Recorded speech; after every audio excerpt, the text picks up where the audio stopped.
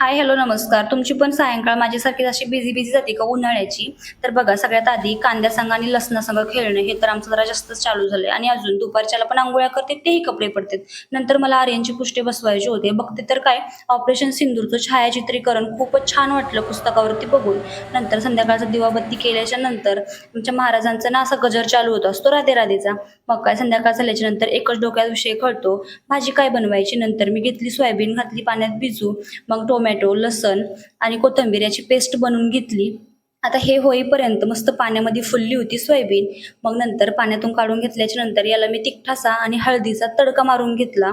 हे फ्राय झाल्याच्या नंतर त्याच कढईमध्ये जिऱ्याचा आणि मोहरीचा तडका देऊन मस्त बारीक कांदा चिरून घातला.